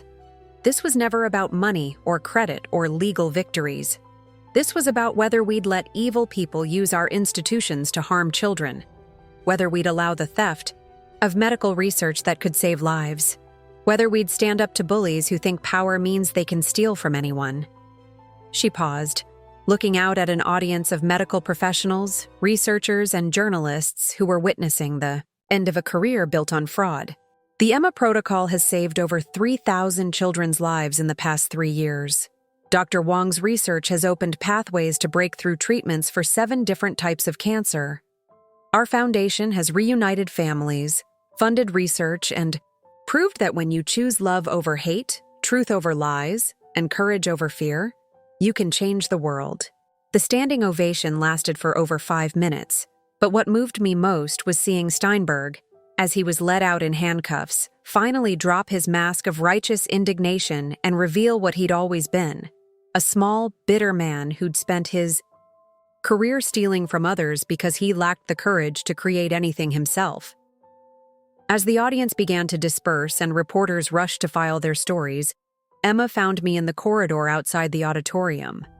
"Uncle David," she said, "I think Grandpa would have been proud of us today." Looking at my niece, cancer survivor, advocate, and now the voice of a generation fighting for truth in medical research, I realized that sometimes the greatest victories aren't measured in business success or financial achievement, but in the courage to stand up for what's right when everything is on the line. The brother who'd been deemed too good for a wedding had learned that being good enough meant protecting the vulnerable, defending the truth, and never backing down when children's lives hang in the balance. And sometimes justice comes not from courts or lawyers, but from 15-year-old cancer survivors who refuse to let evil people win. Part 14. The New Legacy. The Transformation. 52 Sauter 56. 2 years after Steinberg's arrest, I stood in the gleaming lobby of the Emma Chen Institute for Pediatric Oncology Research, watching my now 17-year-old niece address a gathering of the world's most prominent medical researchers. The building itself was a testament to what could be accomplished when courage met resources. 5 floors of cutting-edge laboratories, treatment centers, and research facilities that had become the global epicenter for childhood cancer breakthroughs. "Ladies and gentlemen," Emma began, her voice carrying the confidence of someone who'd faced death, survived public attacks, and emerged as one of the most influential voices in medical advocacy. "Today, we're not just announcing new research funding. We're announcing a fundamental change in how medical research is conducted, credited, and protected." The Steinberg case had triggered a revolution in academic medicine. 17 universities had launched investigations into research misconduct. 3 medical journals had retracted dozens of papers. Most importantly, new protocols now protected junior researchers from the kind of systematic theft that had nearly destroyed Dr. Wong's career. But the real victory was standing at that podium. A teenage cancer survivor who'd transformed personal trauma into global change. Emma clicked to her first slide, displaying statistics that still took my breath away. In the 2 years since the Emma Protocol became the standard of care worldwide, childhood leukemia survival rates have increased from 85% to 97%. Over 8,000 children who would have died are now alive, healthy, and planning their futures. The Kaki audience erupted in applause, But Emma continued with the focus that had made her one of the youngest people ever invited to address the World Health Organization. However, survival is just the beginning. Today, I'm announcing the launch of the Global Pediatric Research Protection Initiative, funded by a coalition of tech leaders, pharmaceutical companies, and foundations committed to ensuring that breakthrough medical research is never again suppressed or stolen. I watched from the back of the auditorium as Melissa beamed with pride at her daughter's accomplishments. The transformation in my sister over the past decade had been remarkable. From jealous bride to passionate advocate to the mother of a young woman who was literally changing the world. Bradley stood beside her, now serving as CFO of our combined foundation operations, his accounting precision having helped us distribute over $2 billion to children's hospitals globally. But it was Sarah's reaction that moved me most. As a trauma surgeon who'd worked in war zones, she understood better than anyone the courage it took for Emma to channel her survival into service for others. Their bond had evolved from aunt-niece to mentor-protege to partners in advancing global health outcomes. The second announcement, Emma continued, is more personal. Next month, I'll be starting my freshman year at Stanford University, where I'll be pursuing a joint MD-PhD program in pediatric oncology and biomedical research. My goal is simple: ensure that no child ever has to fight cancer the way I did. The standing ovation was immediate and thunderous. Here was a 17-year-old who'd survived cancer, exposed academic fraud, testified before Congress about research, integrity, and was now entering one of the most demanding medical programs in the world. But what impressed me most was how she'd maintained her humility and humor, despite becoming one of the most recognizable faces in global health advocacy. After the presentation, our family gathered for a private celebration at the Institute's rooftop garden. Grace, now 5 years old, was chasing Thomas around the terrace while Emma fielded congratulations from researchers who'd flown in from around the world. The scene was so different from that tense family gathering at Dad's funeral nearly a decade ago. "You know what's funny?" Melissa said, joining me at the railing overlooking downtown Chicago. 10 years ago, I was so threatened by your success that I destroyed our family. Now I'm so proud of Emma's success that I can barely contain myself. I guess the difference is learning that love multiplies when you share it instead of hoarding. It was true. The foundation that had started as a way to honor Dad's memory had evolved into a global network of research institutes, treatment centers, and family support programs. Chronotech had become one of the most respected companies in cybersecurity, with our military contracts helping protect democratic institutions worldwide. But most importantly, our family had become a model for how broken relationships could be rebuilt stronger than before. "Uncle David," Emma called out, approaching with her characteristic energy, "I need to ask you something important." "Anything, kiddo." When I graduate from medical school, assuming I survive the next 8 years of studying, I want to start my own foundation. Something focused specifically on supporting young researchers and protecting them from the kind of theft Dr. Wong experienced. Will you help me? I looked at this remarkable young woman who'd survived cancer, exposed corruption, and was now planning to dedicate her life to protecting other researchers' work. "Emma, I'll do more than help you. I'll be honored to follow your lead." That evening, as our extended family gathered for dinner at the restaurant where Sarah and I had had our first date in Chicago, I reflected on the incredible journey that had brought us here. It had started with a sister's jealousy and a brother's exclusion. It had led through military service, business success, viral fame, family reconciliation, medical crisis, and legal vindication. But the real story wasn't about any of those milestones. It was about a family that had learned to choose love over pride, truth over convenience, and service over self-interest. It was about a young girl who'd turned her cancer survival into a mission to save other children. It was about relationships that had been broken by ego and rebuilt by grace. Emma tapped her water glass for attention. "I want to propose a toast. she announced, her voice carrying the same confidence she'd shown at the podium earlier. To Grandpa Thomas, who taught us that family is everything. To Uncle David, who showed us that success means lifting others up. To Mom and Dad, who learned that love grows when you celebrate each other's achievements. And to all the families who've supported us on this journey, thank you for proving that when we stand together, we can change the world.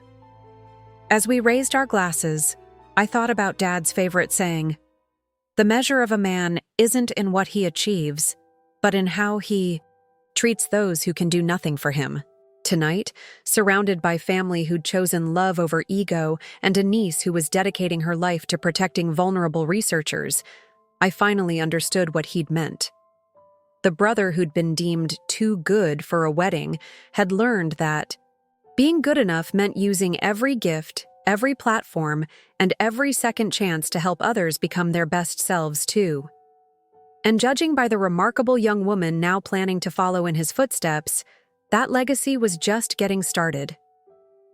Part 15. The Ultimate Lesson, The Lasting Impact, 56/60 Bao. 5 years later, I stood at the podium of the United Nations General Assembly, delivering a speech I never could have imagined giving when my sister first banned me from her wedding, 15 years ago. The topic: From Family Healing to Global Change, How Personal Forgiveness Can Transform the World. The irony wasn't lost on me. The brother who'd been deemed too good for a family celebration was now addressing world leaders about the power of choosing love over pride, grace over grievance, and service over self-interest. "Excellencies, distinguished delegates," I began, looking out at representatives from 193 nations. "I want to tell you about a phone call that changed everything. It wasn't a call about business deals or military contracts or medical breakthroughs. It was a call from my sister, asking me not to attend her wedding because she was afraid I might look too good in my uniform." A murmur rippled through the assembly. In the gallery, I could see Emma, now 22 and in her 4th year at Stanford Medical School, sitting beside Sarah and our 7-year-old son, David Jr. Melissa and Bradley were there too, along with Thomas, now 17, and headed to MIT on a full scholarship to study biomedical engineering.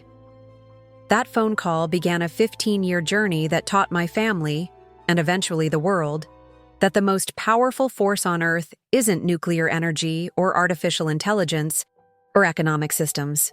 It's the choice to forgive, to heal, and to use our pain as a catalyst for helping others. The story I told wasn't just about our family anymore. It had become a case study taught in business schools about authentic leadership, in medical schools about research integrity, in psychology programs about family systems, and in diplomatic academies about conflict resolution. Today, the foundation that began as a way to honor my father's memory has distributed over $5 billion to children's hospitals in 89 countries. The Emma Protocol has saved over 50,000 children's lives. But those numbers, impressive as they are, aren't the real victory. I clicked to a slide showing a map of the world, with thousands of dots representing families who'd reconciled after hearing our story. The real victory is this. Over 100,000 families have reported healing estranged relationships after hearing about our journey from wedding exclusion to global impact. Parents have reconciled with children. Siblings have ended decades-long feuds. Couples have chosen forgiveness over divorce. Entire communities have learned that love really does multiply when you share it instead of hoarding it. The silence in the assembly hall was profound. These were people who spent their days negotiating conflicts between nations, struggling with the same pride and ego issues that had once torn my family apart. Emma Chen Williams, the little girl who drew stick figures in a hospital bed while fighting for her life, is now Dr. Emma Chen Williams. Last month, she published research that has led to breakthrough treatments for 3 more types of childhood cancer. But more importantly, she's established the Global Research Integrity Foundation, which has prevented the theft of medical research in 47 universities worldwide. I paused, seeing Emma's face in the gallery. her expression one of quiet pride mixed with determination to do even more good in the world. My sister Melissa, who once saw my success as a threat to her happiness, is now the director of Global Family Support Services for our foundation. She's helped reunite over 3,000 families facing medical crises. The woman who was afraid of being overshadowed has become a light that guides other families through their darkest hours. But the moment that truly captured the transformation came when I showed the final slide, a recent photo of our entire extended family at Grace's 10th birthday party. 4 generations of Chens, including cousins and in-laws and chosen family, all gathered around a birthday cake, laughing and celebrating. Together, "This is what victory actually looks like," I said, my voice carrying clearly through the vast assembly hall. Not a billion-dollar business valuation or international recognition or even saving thousands of lives, though all of those matter. Real victory is the moment you realize that choosing love over pride doesn't just heal your own family. It creates ripples of healing that extend far beyond anything you ever imagined possible. I could see delegates leaning forward, many of them thinking about their own family conflicts, their own choices between ego and connection, their own opportunities to choose grace over grievance. Distinguished delegates, you face conflicts every day between nations that seem irreconcilable. You negotiate with leaders whose pride makes compromise seem impossible. You work in systems where admitting mistakes feels like showing weakness. But I'm here to tell you that the same principles that healed my family can heal the divides between peoples, cultures, and nations. The standing ovation lasted for over 3 minutes. But what moved me most was seeing Emma in the gallery, tears streaming down her face, not because of the applause, but because she understood that their family's private pain had become a public catalyst for global healing. After the speech, as we walked through Central Park with our children, Emma shared something that stopped me in my tracks. "Uncle David," she said, "I've been thinking about Grandpa's favorite saying, that the measure of a person isn't in what they achieve, but in how they treat those who can do nothing for them. I think he was wrong." I looked at her, surprised. I think the real measure of a person is what they do with their second chances, what they build from their broken places, how they turn their pain into purpose and their healing into hope for others. That evening, as Sarah and I put our children to bed, I reflected on the incredible journey that had brought us here. It had started with a wedding invitation that never came. It had led through military service, business success, family, estrangement, medical crisis, legal vindication, and ultimately global impact. But the real lesson wasn't about any of those milestones.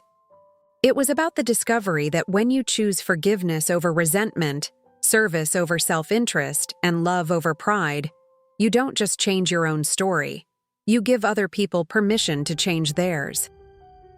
The brother, who'd been deemed too good for a wedding, had learned that being good enough means understanding that our greatest failures can become our most powerful teachers, our deepest wounds can become our strongest medicine, and our most private healings can become our most public gifts to the world. 15 years after a phone call that ended with a sister choosing her pride over her family, that same sister and brother stood together on a global stage, proving that some mistakes are actually disguised opportunities to discover what love can accomplish when it's given room to grow. And that, perhaps, is the most amazing transformation of all, the realization that the end of one story is always the beginning of something even more beautiful. Up next, you've got 2 more standout stories right on your screen. If this one hit the mark, you won't want to pass these up. Just click and check them out. And don't forget to subscribe and turn on the notification bell so you don't miss any upload from us.